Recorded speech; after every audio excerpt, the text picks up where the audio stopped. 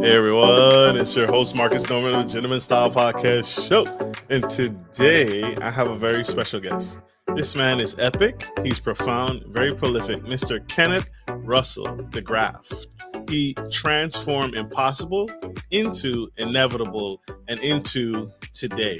For nearly 2 decades on Capitol Hill, the last 12 years, as working side by side with Speaker Nancy Pelosi as her chief architect for climate, technology, and science policy, he has proven to be a true force of nature and that the economy versus environment is a false choice, building narratives that moved opinion by 20 points. This man is absolutely dynamic. He's a force to be reckoned with. And Mr. DeGraff architected the policy details and messaging strategy behind transformational laws that we all are seeing play out today that others claimed as their own exactly as designed, stole his ideas for lack of a better words. But this man is absolutely here. He's here on the Gentleman Style Podcast. He's blessed us and we are excited to have him. His approach and his mindset is $1 million mindset. He works hard behind the scenes on whether you get to know him. You guys are going to fall in love with him today. He's an outstanding individual personally and professionally, and he matches the person that you would expect, the type of quality that we would have on this show today. So I can't hold back this guest any longer. This incredible man. Help me welcome to the stage Mr. Kenneth Russell. Thanks so much, Marcus. It's great to be with you today. Great to have you, sir. Great to have you. Sir, your resume is extensive. And I want to start with a softball question. I want to start, when did you realize that you had a gift for science, technology, and a heart for climate control? And when did that strike you? Was it in college? Was it sooner than that? Was it later than that? When did that first arise? Yeah, it was as a kid, really, when all first loves began to develop. And it was when I was building computers, because that was the way to save money. My family didn't, we didn't have a ton of money to buy computers in the era. So it was almost pre-internet. This is in the early mid-90s. And building your own was actually the cheap, fun way to learn how to use computers. So it started early, and then, it helped others get online, ran a BBS for a bit. A bulletin board systems was pre-internet, how people connected with each other. And I had my friends in community getting connected to each other that way before the internet. And that's how I was able to let my love for tech, which then grew into how do we make tech work in a sustainable way to enjoy the cool and awesome things our planet has to offer.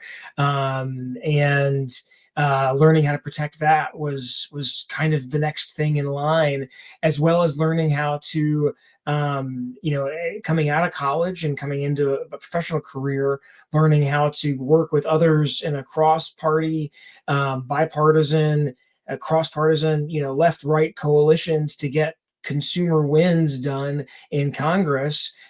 Things like from keeping your cell phone number when you change carriers. That's not a right granted by God. That's a right given by Congress and given by the FCC, right? But that requires consumers banding together to demand those rights and to demand government do those things. And we helped consumers do that from all kinds of political spectrums. And so I was able to then go onto the Hill from there. So it was a really fun way to channel the things that were interesting to me as a young person. I love that. And I love that I think technology and like you said, those heart of hearts things really come into play as we grow up. And you were just curious George, and you just dove in and you realize, hey, this is helping me. This is helping my family. How can it help others? You thought you were selfless at a young age. And so super, super powerful. What things in your upbringing did mom and dad and the things growing up did you see that has prepared you for the man you are today and the things you've achieved? Boy, I mean, I think having to to make do with what you have was a real lesson for me, and trying to make sure that I could be in a position where I was self stable no matter what would happen to me, after leaving home. And those were some really cool lessons from both my parents and my grandparents on both sides. So it was a really great way to grow up in that way. Absolutely. I want to trickle back. You said that was a right that you had to advocate for, of us keeping our cell phones. Um, I had no idea. I do remember a period of time where anytime you switch carriers, you couldn't carry over that same number, and oftentimes that would almost monopolize. That would almost cause me to want to stay with my career, because all the Totally. contacts, all the relationships, all the friendships, all the people that knew me until High Five and MySpace and Facebook, now Meta, now came into play, and I could connect in other ways. But for the most part, my sidekick, right, my flip phone was how we communicated. I had no idea that that was a part of the charge, and that was an actual right that had to be pushed for. And what was the biggest pushbacks that you had to overcome in order to get that passed? I mean, it seems like a Oh man, that no was a brainer. great story. Yeah, no, it's a great story. Yeah, I mean, because the carriers were in this transition themselves. All of the major cell phone carriers were moving from analog cell phones to 3G at the time. And when they moved to 3G, that had a whole lot of savings for them. Things that were expensive boxes were replaced by cheaper computers and software. And that enabled these software developers were developing for around the world. The phone networks are roughly the same around the world. And so they were developing these tools that allowed for portability, because the Europeans were making the carriers do portability, which is the ability for you to change your carrier but keep your number. As you said, they used to be able to hold you hostage. And once the carriers were beginning to move that software along, they were turning off the number portability switch in those software tools. It took government to require them to turn it on, to come up with a process to enable consumers to do portability. They could have, I mean, the carriers were trying to get the FCC to charge consumers hundreds of dollars per time you changed carriers. Right? You couldn't go back Right. and forth. So, they tried all kinds of tricks to give you the right, but then charge you for it. All kinds of things that they would love to do if left to their own devices. But because we had consumers left and right, because we had members of Congress left and right very interested in getting this done, the FCC chairman was in even though that they were, I mean, it doesn't matter what party they were in at the time, they got it done in the right way for consumers, and that was a real benefit. But it took consumers banding together to and digging through the arguments of the carriers to show why they were acting in their self-interest and why the facts were against them. For example, if you listen to the carriers, you would never know that the portability software was a feature already installed. Right, to I them, didn't know that. Yeah. it was going to require millions of dollars, and they were trying to put the entire cost of the transition onto the back of number portability, and said, "Oh, if you make us do number portability, this is going to cost us billions and billions of dollars." But we dug into the papers, and they were assigning the entire cost of the entire transition to that one little thing, as opposed to seeing it as we did and as the FCC ultimately did, as when you're doing this transition, because you're doing it because you're having a ton of benefits that you're getting out of this transition. While you're doing it, you need to check that box that's already in your software. And because of that, we were able to deliver, consumers can now, you can move from prepaid carriers to postpaid and do whatever you want. It's a better market than it used to be. Absolutely. It's definitely changing. And again, thanks to you and your constituents and all the great works that you have done to get us there. Again, we don't realize something, how significant something is, until we lose it. Or in this case, until we gain it. And it was like, wow, I can now keep my cell phone. And I was thanking the carrier, like, thank you for saving me. Thank you for allowing me to keep my I had no idea that someone had to advocate on my behalf for it. Well, and that was Consumer Reports, and I still subscribe. I think it's certainly something if you care about your dollar and where you're spending money and how what you're buying, which you should. Consumer Reports is a great way to know that they test so many different products and so many different things. They also advocate on your behalf in Washington. Could shout out again. Thank you. That's huge. I need your help. I need your help because I think even today, I think Nancy Pelosi and everyone who campaigns, I think we're still missing the mark when it comes to what goes into policy and how policy is made in Washington. So I need your help so we can have a better understanding about how policy is made in Washington D.C. What hoops have to be what hoops have to be jumped in order to even make a policy happen. Can you help shed some light on that, please? Yeah, I mean, first, it's worth just reminding ourselves the differences between the House and the Senate. It's really important to know that when you don't have control over the House, you can't do very much in that chamber. You really have very little power at all. You maybe at best have some limited ability to stop terrible things from happening. But if you don't have power in the House, you can't set the agenda. You can't ask the questions. You can't bring in the witnesses that you would like to bring in to start the conversations, to even begin to start changing policy in a way that you would like to. So without voters delivering power to the party that is going to answer the questions that you want them to, is going to solve the problems that you want them to, without power, they can't do much in the House. Now, the challenge there is when you do run the House, then how do you get what you can get through the body through that chamber and then through the Senate and then on the president's desk. When I worked for Speaker Pelosi, our job was to move as many things as possible that could get the consensus of the House. So we moved thousands more bills containing way more pages, which is a shorthand way of saying we solved people's problems.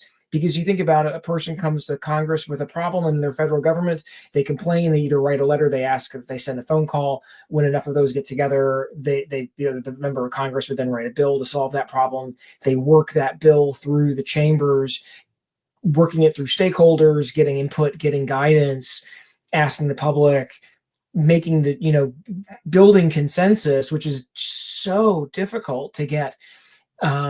Either to get things through the Senate, which it requires either 100% unanimous consent, which is nearly impossible to do anything, or 60 votes, which is very difficult and only comes in those kind of rare opportunities because the parties are now so divided and don't often get the chance to do that. Although I had the privilege of working on a number of bills that could get that threshold, that had really cool landmark changes that, if I don't know that they're being used, that these laws are being used in the right way now, but should a future administration choose to use them, we could once again empower American innovators to create more jobs and build better toys and tech and cool things for us to be able to export to the world. Good American ideas deliver, manufactured and exported from here. And now I don't know that that's happening in the same way. We can talk about that a little bit more. But the biggest myth is that you have any ability to do anything at all without power. And that's just not possible in Washington. So when powers are flipped to the opposite side, it's harder. It's harder to get these policies passed and approved, either to get 100% votes, which is, you said, nearly impossible, or 60 votes to get it passed. That's hard to do. What are, what are, what what's the remedy? It just doesn't get passed, or do you bring it up in other ways? Do you use bargaining chips? Do you say, "Hey, you scratch my back, I scratch yours"? Well, If you're you seeing it right now where Democrats are not in control of either of the two chambers, and they're saying two things, which is one, Healthcare costs are about to go up for two reasons. One, there's a subsidy that's going to get cut next year. But two, when that subsidy gets cut, people themselves are going to drop out of the health insurance plans. So that's going to cause costs to spiral up for all of us. So now the whole system's going to see a spike. But because the people in the majority have not been willing to have that to take a vote on fixing that problem, and because the budget is now being spent in a way, right? So Congress, for my entire 20 years working in Congress, for many, many hundreds of years before that, the Supreme Court has agreed when Congress sets the spending, that is what the president must do if the president signs the law. But this president has decided that the law doesn't apply to him and that he can spend or not spend whatever he chooses. And the Democrats in Congress are like, well, what does it, if you want us to, you shouldn't, we're not voting for a bill that you're going to undo the moment that we just approve. You Right. know, and I hate, and I understand that most members of Congress are reluctantly in that position for the time being, and I can understand why. But they also, why should they have, what's obligating them to vote for a bill that the president is not going to adhere to? I, You know, if you want to pass it yourself with 50 votes. And so that's the question. That's the answer to your question is, how do we get anything done in the Senate? The Senate at some point is going to have to be run with a simple majority to pass a bill. The problem with that, though, is that that leads to only partisan legislation. If you only need 50 votes to pass a bill, I have an idea that no one's ever gotten the votes. You would need 50 votes to do this, but there's still a way to make sure that you're passing in the Senate bills that are durable. And what do I mean by that? The whole point of the 60 vote threshold is to get bills that are durable, that have both parties buying into them in some capacity. Chips and Science was a great example of that, because we had enough Republicans who were willing to go along with the kinds of American innovation bolstering tools that bill contained. And you could still do that with a 50 vote threshold, as long as you're potentially requiring, say, 5 members of the minority party to vote with you. So that of that 50, you could do it by including 5 in the minority. Then you could alienate 5 of your least of your fringiest members who aren't gonna, because the bill's not good enough for them. But then you get 5 in the minority that enables you to pass that bill. There's all sorts of different ways that you can lower that threshold from 60 to a more reasonable number, but still require both parties to have a conversation with each other, so that might lead to laws that aren't overturned the next time another party takes over, which I think is the downside to just immediately removing the filibuster and having every bill pass at a 50 vote threshold. But like, would I take having fought for so many good ideas that have overwhelming support in the country, but couldn't get past one senator, couldn't get past a committee ranking member, a chair, not the chair, but the minority person in the committee, having had so many, trying to get so much through the Senate, if they were to ever say, we'll just go 50 vote threshold, I wouldn't complain about that, because the problems in our country are so urgent that it requires us to pass more bills to solve these problems. But the Senate is the holdup to get anything done. And so is the holdup of the House when it's run by people who don't want to pass any bills.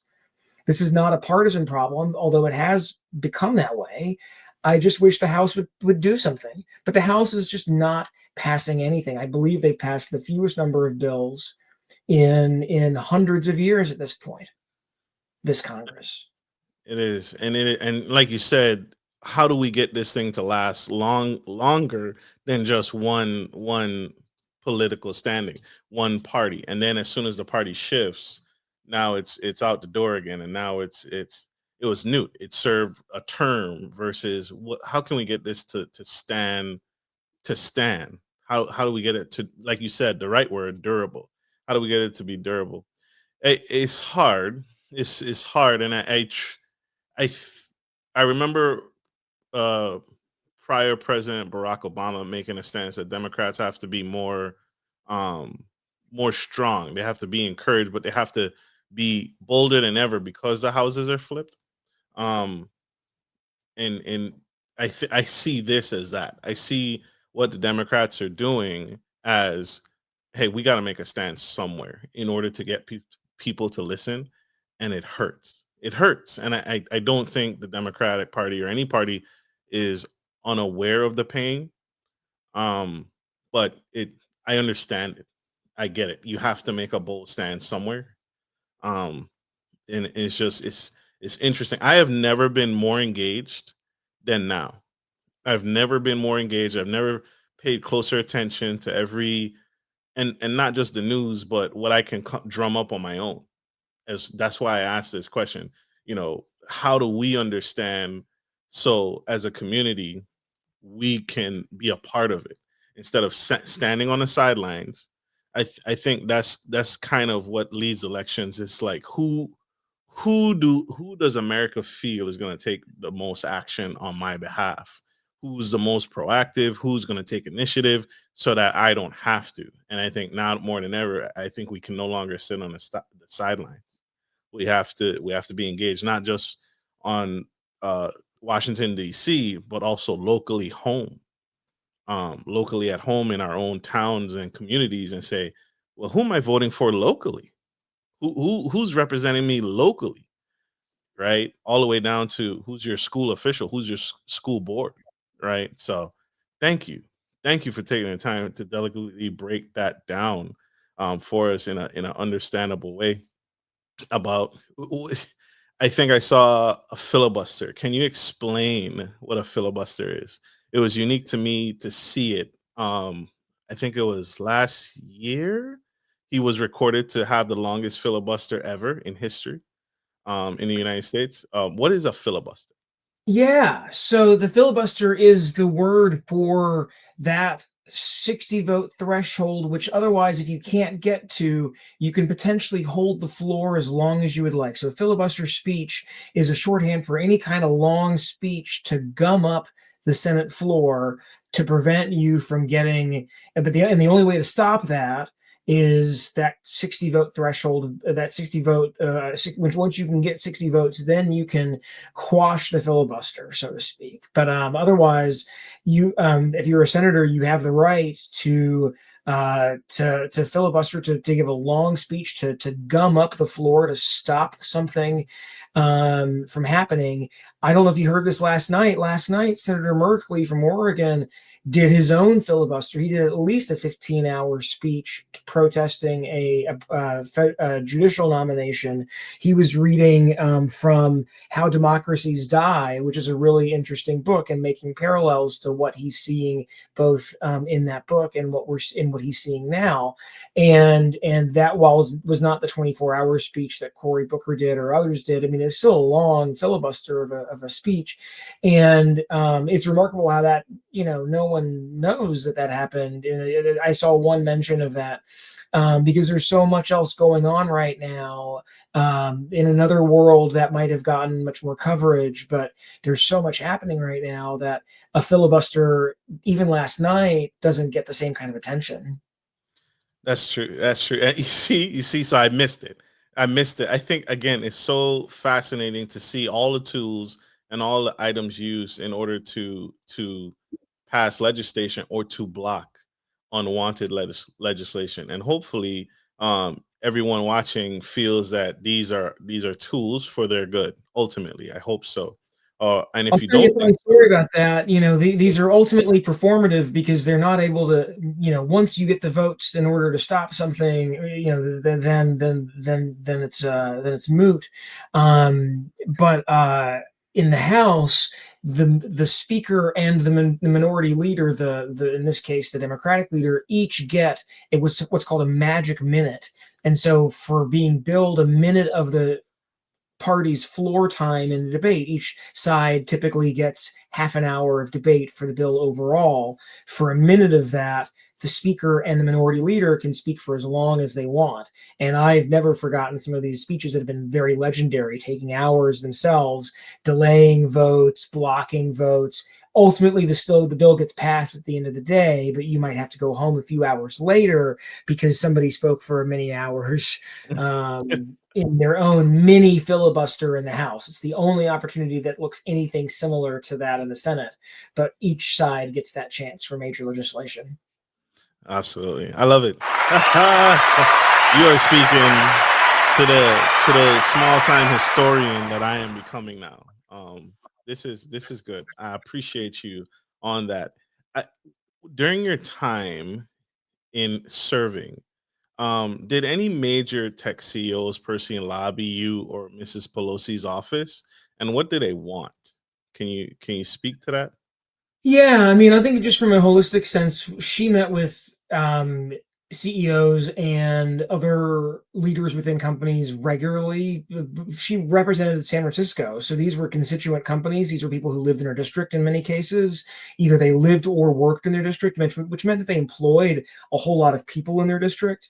Some of them were coming in about particular legislation, whether they were in support or opposed to it. Some of them were coming in talking about immigration was a constant question. I think there's real need for reform in our immigration system. It's been desperately needed for a very long time, and each of them had their own perspectives on it. I am, they're lobbying is something that has to happen. I mean, everybody needs an advocate for themselves. Whether or not I want to do that work is a different story, and I'm not interested in being a lobbyist. And I've, shied away from those despite it potentially being extremely lucrative for me. I think it's one of those things where if I ever want to serve in government again, I don't know that the revolving door is the way to do that, to go in and out of, lobbying type roles within companies is just not where I want to be. But in the meantime, understanding that what they were asking for was sometimes in the public interest and sometimes not was essential to being able to do the work I do now, which is pointing out where many in big tech are seeking to entrench themselves at the everyday public's expense. Absolutely. What are some tactics you've discussed filibusters in Washington? What are some tactics Silicon Valley um, uses to avoid regulation? Is it through bribery? Is it through having those lobbyists work on their behalf to state things that they need to see passed, or what they would like to see happen? Can you speak to any of that? I mean, it's just so difficult to pass bills through Congress Yes, that sir. putting that making investments in the right member or in the right staffs of a member could pay off because they've hired the former staffer of somebody, of a member of a key crucial member, and so they now have a better relationship with that office. Those kinds of things happen all the time. Donations are often seen by people as corruption. I think it's possible to accept corporate dollars without being corrupted by it.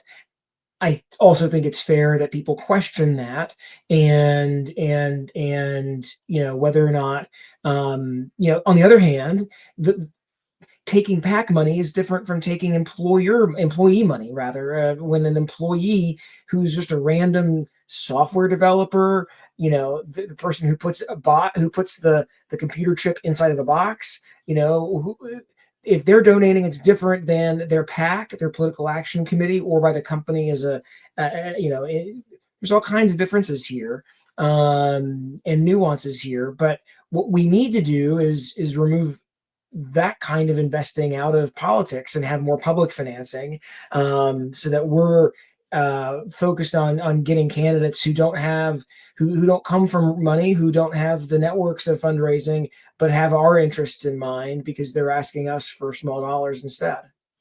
So I've been seeing that. I've been getting a lot my social media is, I feel like it's filled with candidates asking for donations, ask $5, $10, $15. Hey, please volunteer. Hey, buy a t-shirt, buy a coffee mug. But I'm afraid of getting scammed. Are those legit? Um, am I directly supporting a candidate when I sign up for those campaigns? Is that truly helping? Is that making a difference? Because I've been getting a lot of that. I've been getting inundated with a lot of that. And how do Well, people stay safe when they donate? until how would you say that, until there is public financing, it does take all of us to chip in with $5 and $10 donations for candidates we like. There's just no other way to make this system work, and I hate that, but it's just the requirement. It's almost like it's part of my tithing. I mean, it's not, a double tithe in that respect, right?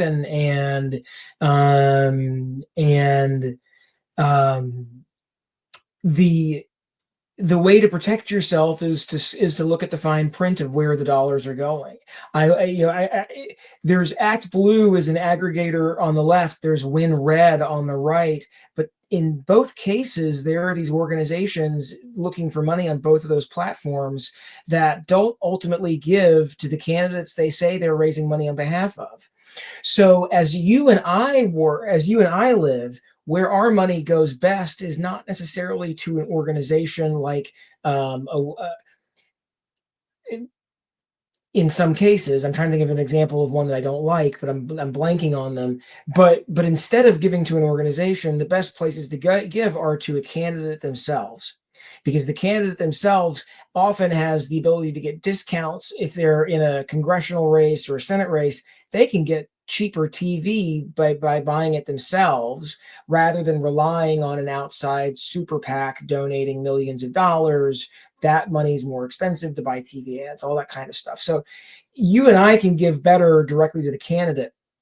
There are the big organizations like the Democratic Congressional Campaign Committee and the DSCC, the Senate Campaign Committee, that and the Republican versions of the same, that then spread the money out to all of the members who are in tighter races, and those are worthwhile too.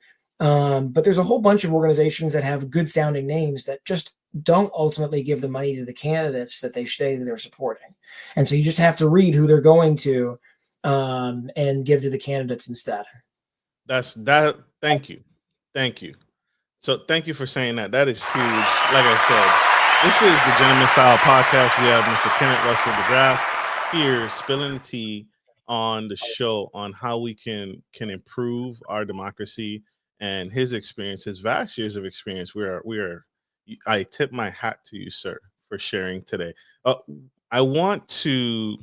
You have a vast array of knowledge and what was one of the most contentious moments you faced while advising Speaker Pelosi on climate and tech policy? And I want you to really feel through that. I know it's a long-standing career you've had, and there were probably many times you felt that way. But if you could share a instance, a moment where it was like, man, this is really tough. She has a really tough decision on her hands. I think all of the different moments that the Inflation Reduction Act was on ice. I mean, it's the negotiation for that law, it ultimately ended up passing in late July of 2022. But it was really about a year too late. I mean, it would have been exponentially better for everyone had that bill been and it passed in July of the year before, when it was ready. And ready, but missing 2 votes in the Senate. And that bill, by the way, was so much more transformative for the American people. It would have been impossible to not notice things like sick leave, family leave for yourself, and for medical issues of your family. It would have included better pathways to college and into careers, non-college careers like community college and the technical and trades. It would have done a whole lot to make American families more secure, but we just lacked 2 votes, and ultimately one of them took a year to show up. And for that vote, eliminated many of the things that were going to be really important to families, like the child tax credit and a bunch of the things I mentioned before. And so instead, we got climate and some other investments that were necessary, and drug pricing and a few other things for healthcare. But it was a much smaller bill than it should have been, and much later than it should have been. And so the agony of negotiating that and trying and working with the speaker, trying to do everything that she could do to unstick someone who was not budgeable. And, the contention was not directed anywhere in our direction, and frankly, wasn't even directed at Manchin in an angry way, but just desperately trying to get him to get to a yes, which he ultimately did. And it is to his immense credit that the law, despite having been undone in some key ways by this Congress this year, the Republicans in this Congress, it's still the law that's still on the books now is still vital and important, and will make sure that we prevent the worst of the climate crisis from happening. But I still wouldn't want to live in Miami in 30 years. So, the more work has to get done. As the speaker would always say, we're never done. We're never done. We're never done. This is crucial. I want to stick right here well, I actually want to pivot because I think they're intertwined. Data centers and climate.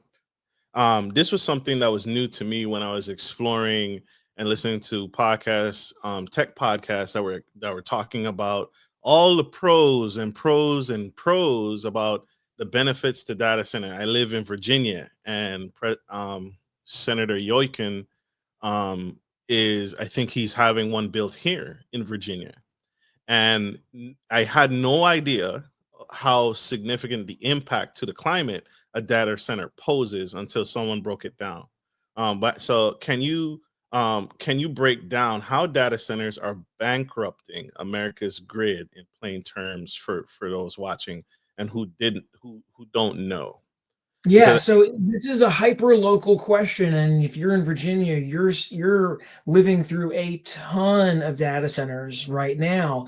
It's an epicenter actually of internet traffic globally is in Virginia, Northern Virginia, and that's good and bad. And some of the good is that your internet's probably faster than most people, but some of the bad is that your neighbors are potentially having to smell and live with the effects of diesel generators in order to provide power to these things. Because one of the problems with AI is that its computations are exponentially orders of magnitude more complex than data centers were pre-AI. So a Netflix data center is using a fraction of the computing power. It's using a slower computer to give you the information to your TV set. But for AI, it's using a super fast computer with graphics cards that take up a ton more power. So these data centers now are coming online and requiring gobs more power than many local grids have room for. That requires upgrades that are often put on the backs of every consumer in that region. And in some cases, the most profitable companies in the world, like Meta, Facebook, are getting their new power plant are getting power plants to power their brand new billion-dollar data center, and they're getting that for free, or at least we believe it to be free because it's all redacted, and redacted in a way that leads us to believe it's all free, and that free to them. But that means paid for by the backs of ratepayers, and Entergy, which is New Orleans ratepayers, are paying for the most profitable company in the world to get a data center that's, by the way, putting out information that is polluting us, harming us, poisoning our children. How do I say that? They have reports of creating chatbots, Meta, that was trying to start conversations that were hypersexualized with children. I mean, I can't even begin to describe how sick that company has acted in some really key ways. And they continue to do it. they get exposed. That was a Reuters article, and senators have been writing letters about it, but it is nearly impossible to get things done, in part because we have the First Amendment too, and so speech laws are much more difficult to pass in Congress than in any other legislature around the world, because we don't go after speech. So that has made it much more challenging to go after these actors, because they are the levers, they are the gateways, they're the printing press now, they are the go-between between us and information. And we've had the ability to regulate broadcasters when they were on the air, but then we couldn't on cable. So now you have that kind of freedom amped up times a million, and it's allowed us all to live in our own filter bubbles that I have no idea what reality you live in and what facts you know, because we're all on our different planets of our own little filter bubbles that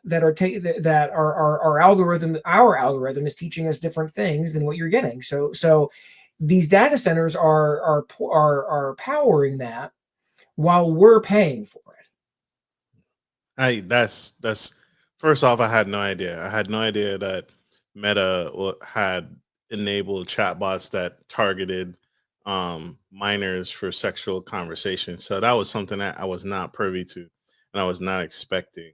Um, Man, that's truly horrific and nightmaric.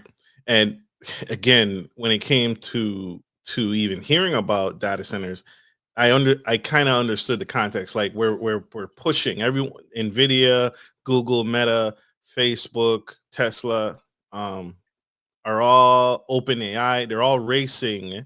It's like the space race, but with microchips. Everyone's running to try and get to the finish line of the microchips, and to process all that information for OpenAI and ChatGPT and all those things to work. We need the data centers to process and store and gather and dispense that information. Um, but um, when I the concept of when I think of a laptop, right? Your laptop, as it's processing, generates heat, right? And the more processing power it's drawing in and it demands and it pulls off the grid, it's producing that data center has to spit out that heat because it can't internalize it, it can't keep it, it has to push it out to its local surroundings. And I think I saw um, some data that it was saying the surrounding communities and the surrounding area was impacted. It was like I think it was like 5 to 15 degrees hotter, and anyone near a data center felt that heat. That also includes the vegetation, the plant life, the animal life. They can't grow around that area because it's too hot for any living person or being to be comfortable. And that heat exposure, because and they're trying different methods, liquid cooling, no amount of fans is going to be able to so it was a huge thing. And I saw the two gubernatorial candidates here. One is for a nuclear reactor program to help supply the power so consumers don't have to pay that increased cost on that loaded extra grid. And then the other candidate was polling for solar energy and wind turbine generation. What's the fix to ensuring that we don't pay that extra burden on the grid and consumers and locals don't pay that cost? What do you feel?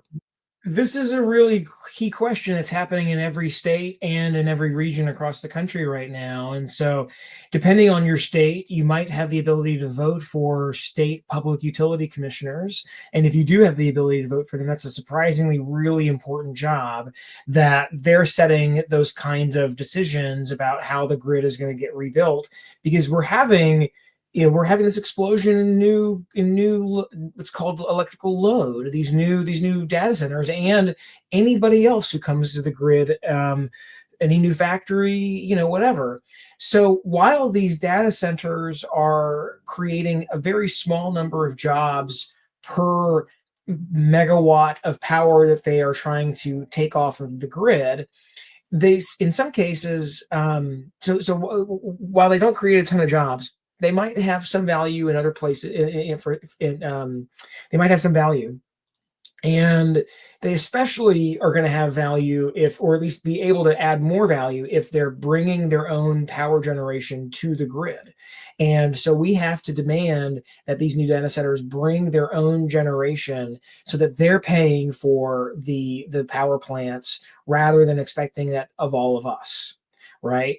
And I like that.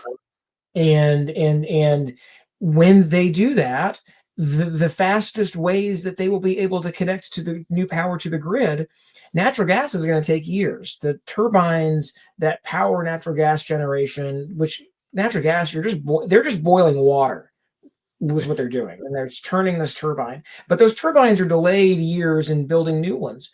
The fastest way to get new power to the grid is with solar, wind, batteries, because they are able to be put on the grid tomorrow.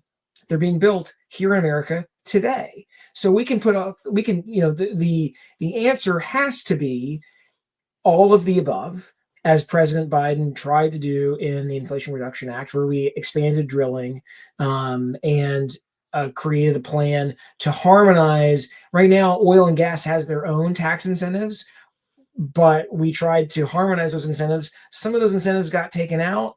We're going to have to make sure that they somehow get harmonized back in at some point. But in the meantime, they're still the cheapest ways to get new power onto the grid.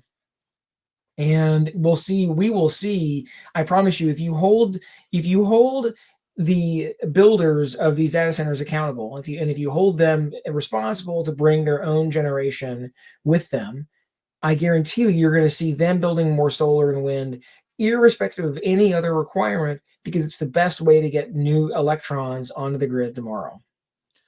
I'm so thank you. Thank you. I'm so glad you said it. I had no direction on where to think or what even to ask for locally.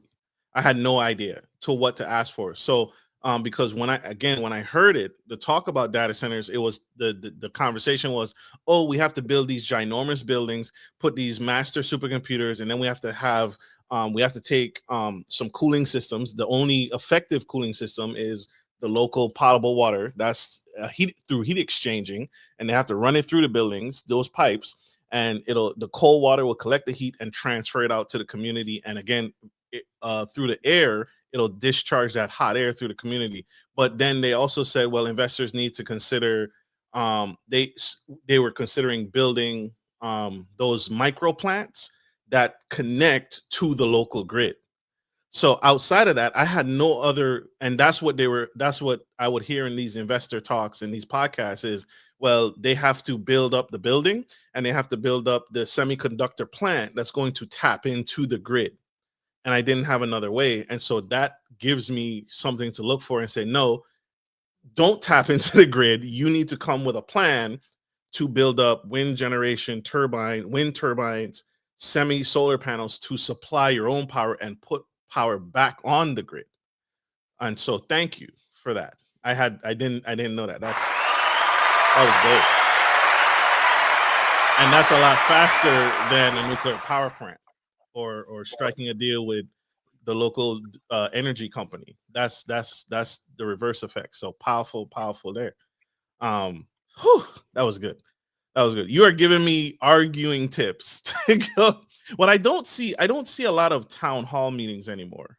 I see a lot of advertisement on commercials, political parties going back and forth. What's the best media? I mean, I want an avenue to talk to my representative and ask them questions on specific topics. But they seem to shine away from that. Candidates are shining away. Like, yeah, they travel like on the big picture and the big scale in Washington, but locally, I don't see too many town halls anymore. I wish that would come back. Is that because of cost or what? Well, I mean, I don't know. Your member of Congress should do town halls. I mean, I think they're important. However, they choose to do them. If they choose to do them via telephone, some of them are doing these telephone town halls. Others do other, but you have to be engaged with your constituents. I just think it's a requirement of the job. But they might not be publicized, so it's always worth giving them a call and asking them to be put on the list for the town, because they should have a list of when they announce those things. And you should also always feel free to call that feel free to call that office and ask them for the views of how that person stands. And if they can't give them to you, then you should be able to put them into a letter and get a response to that letter. That's just the cost of them doing business as being in whatever government role they're in, from city council to state legislature, the state house, state senate, to members of Congress. If you get a letter, you need to respond to it. You might not have the best response because it's a form letter, because it's touching on the topic that you're writing about. But if you force the question and keep calling back, you should get the answer you want. I mean, you should get the answer that you deserve. I mean, that's just, the squeaky wheel gets the grease, and especially because people are inundated. I mean, look, the volume of requests they get is very high, but if you're interested in getting an answer to a limited number of questions, you should be able to. You deserve the right to be heard in an office. That's the First Amendment, and that you have the right to petition government in order to get the answers you're looking for. Absolutely. So there it is. I need to get on my local writing skills. I gotta get my typewriting skills up to par and write my. ChatGPT should be totally helpful. Right? I mean, AI is wonderful and terrible all at the same time, and there's a lot of cool things that it can do for us, but you have to know what you're going to put into it, right? And so be thoughtful about what you're going to put in, because if you don't put something in right, it's going to come out wrong. I was going to ask you that. That was kind of, you saw my cheat sheet. What's your take on AI's role in accelerating both climate solutions and misinformation? What's your take on it? Yeah, I mean, I think there's going to be potentially incredible ways for maybe not the chatbot side of AI, but other parts of AI to use power better, to route power, to route electrons from where they're being created to where they're needed. I mean, there's all kinds of things that AI can do, and especially there's some really cool things that if your state government gives you as a consumer the right to not only the power from the grid, but the data about the power and how much power you're using. Small businesses, larger businesses, even some consumers in homes that are large, or in other places, can save money by having by using their data better, by turning power off when they don't need it, all kinds of ways when they get access to that data. But right now the data is being held only by the utilities, and they're not sharing it in many states. So there's all kinds of ways that AI could potentially help accelerate climate solutions. Now, how can it help limit disinformation and misinformation? And that's a difficult topic, because AI is right now so powerful at creating misinformation. And what we're seeing even in communities across the country right now is, in some places, their local newspaper is being bought by often right-wing billionaires. They're replacing the content with AI generated garbage. Either it's fluff or it's just non-factual, not useful information, and delivering content that then attacks trans people and was intended to get people to vote, and create fear around voting, right? So like, we're seeing AI power actual literal newspapers now. It's called Pink Slime. So there's all kinds of ways that AI is accelerating misinformation, but how do we fight it? We can only fight it by talking to each other. That's the only way I've been able to figure out what people know, is by having conversations with them, and by then sharing facts that I've learned over the years to answer their questions, and try to work with people to build a consensus on solving the same problems. I had no idea that newspapers are now being, oh my gosh, newspapers and companies are being bought up to do that. Oh my gosh, I need some tea here. Uh, are Americans being surveilled more by private tech than the government? Um, and because data centers, that's what they do. They collect the data and they collect the information. Like? I feel like that can funnel systems and process for me to be spied on if these data centers come online fully and meet the demand of AI, because I'm typing in questions about things that I have a concern about. So if I type in, hey, um, which political candidate should I vote for, or which political candidate aligns with these views, and now it can take that information to a data center and Meta can go to that data center and buy that information and say, in what zip codes are people asking the question about who's majority of Republicans, who's Democrats, and kind of, ICE is a scary thing. Do you think these private tech companies are spying on us with all this information being gathered? If you were to believe what's being publicly reported about what companies like Palantir have access to and what they're likely selling the government, it's entirely possible that the government already has access to the location information of millions of Americans, potentially civilian citizens, and might be looking at it at all times. We just don't know what they have access to, but we know what their contracts are, and their contracts are pretty sweeping for what they've signed to get the ability to do. We know that these companies are, there is,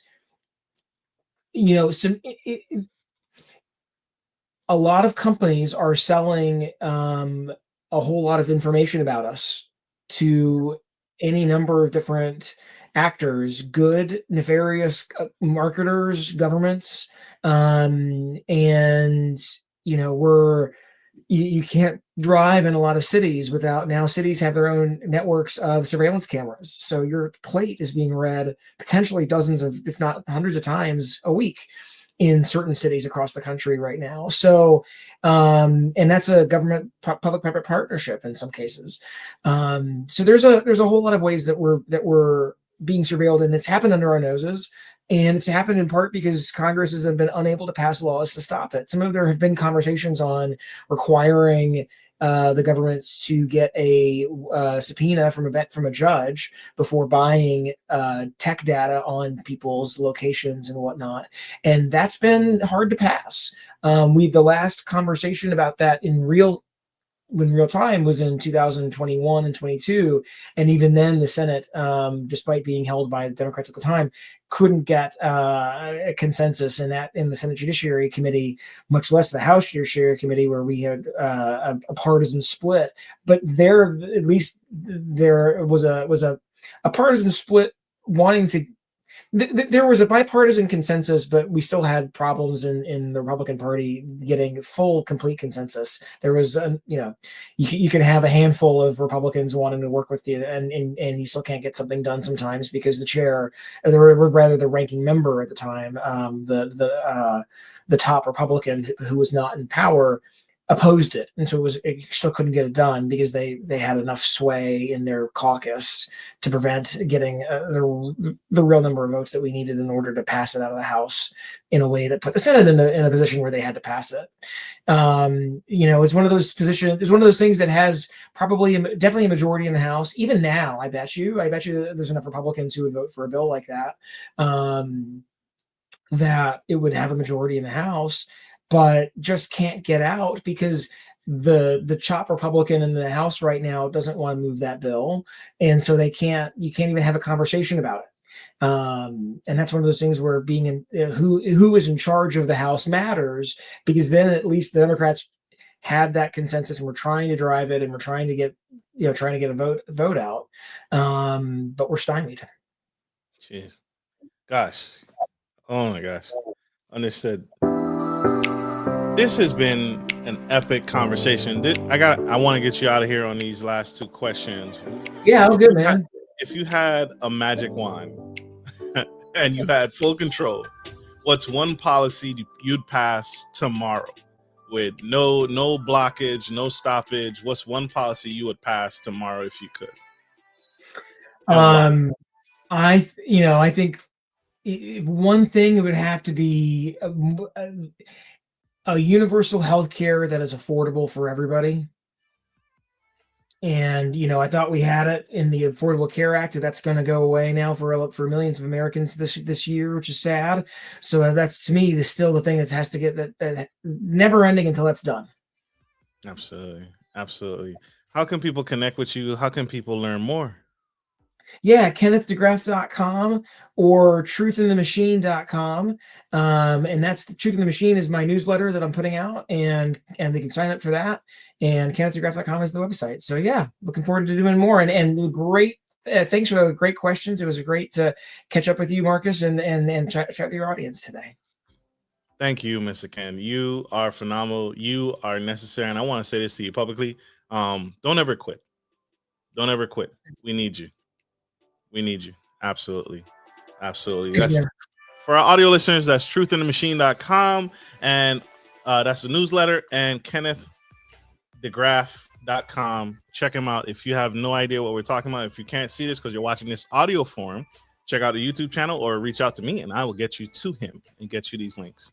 All right, y'all. We got to let this incredible man go. We are unfortunately out of time. We have to let this incredible man go. He has many more lives to change and he has many more things to achieve.